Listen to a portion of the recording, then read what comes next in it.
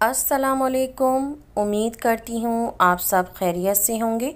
हमने पिछली वीडियो में क़सीदे को पढ़ा और समझा और उसका लिंक भी मैंने डिस्क्रिप्शन में दे दिया है। तो आज हम उर्दू क़वाइद में क़सीदे के अज्ज़ाए तरकीबी को पढ़ेंगे और समझेंगे। क़सीदे के अज्ज़ाए तरकीबी मुंदरजा झेल हैं। पहला है तशबीब, दूसरा है गुरेज़, तीसरा है मदह और चौथा है दुआ। तशबीब। तशबीब से वो अशार मुराद लिए जाते हैं जो क़सीदे की इब्तिदा में तमहीद के तौर पर लिखे जाते हैं। यानी तशबीब वो है कि जिसमें असल मुद्दा से पहले तमहीद बांधी जाए, फिर मुद्दा यानी मकसद बयान किया जाए, तो ये तमहीद तशबीब और नसीब कहलाती है। यानी क़सीदा निगार मदह या हिजो करने से पहले, यानी कि तारीफ़ या मज़म्मत करने से पहले तमहीद बांधता है, फिर असल मौजू पर आता है। तो दरअसल मौजू की तरफ मुतवज्जा करने के लिए ये अशार कहे जाते हैं। तो इसमें शायर की पूरी कोशिश होती है कि इस हिस्से में कोई ऐसी जिद्दत हो जो दिल पर असर करे कि आदमी पूरा क़सीदा पढ़े बग़ैर ना रह सके। गालिब को अपनी तशबीब पर बड़ा नाज था। उन्होंने बहादुर शाह ज़फ़र की मदह में एक क़सीदा लिखा है जिसकी तशबीब बहुत दिलकश है। हाँ महे नौ सुने हम उसका नाम, जिसको तू झुक के कर रहा है सलाम। तो पहली तारीख का चाँद शायर को ऐसा लगता है जैसे कोई शख्स सलाम बजा लाने को झुका हुआ है। तो शायर सवाल करता है कि ए महीनों, तू बता कि तू झुक के किसे सलाम कर रहा है। तो यहाँ पर शायर असल मौजू की तरफ आने के लिए तमहीद बांध रहे हैं। तो मौजू की तरफ मुतवज्जा करने के लिए ये अशार कहे गए हैं जिनको तशबीब कहा जाता है। गुरेज़। तशबीब के बाद और मदह से पहले असल मौजू की तरफ आने की गर्ज से जो अशार कहे जाते हैं उन्हें गुरेज़ कहते हैं।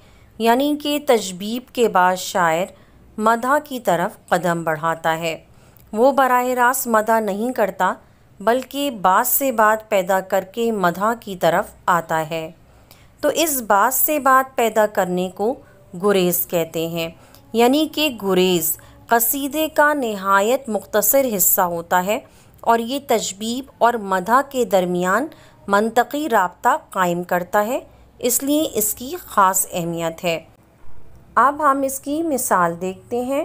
नाम शहनशाह बुलंद मकाम क़िबला-ए चश्मो दिल बहादुर शाह, मज़हर ज़ुलजलाली वल इकराम। तो यहाँ शायर ने असल मौजू की तरफ कदम बढ़ाया है। जैसा कि हमने तशबीब की मिसाल में देखा कि शायर पूछता है कि ए महीनों, आखिर तू किसको झुक के सलाम कर रहा है। तो जवाब नहीं मिलता।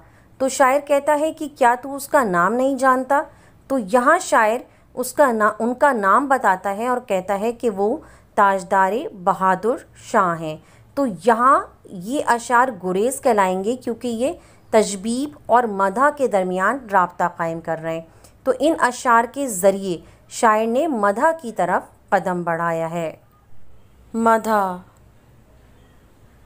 मदह का आगाज़ गुरेज़ के बाद होता है और यही हिस्सा असल क़सीदा है। शायर अपने ममदूह की खूब तारीफ़ करता है और अपनी फ़साहत व बलागत के दरिया बहा देता है और हिजो क़सीदे में बुराई या अय्यूब का बयान शिद्दत से करता है। तो शायर तशबीब और गुरेज़ का ताना वाना इसी हिस्से के लिए बुनता है। शायर का मकसद इसी हिस्से में आकर मालूम होता है। तो शायर ममदूह के जाहो जलाल, अदलो इंसाफ, शुजाअत व सक़ाफ़त और इल्म व फ़ज़ल वग़ैरह का अहाता करता है।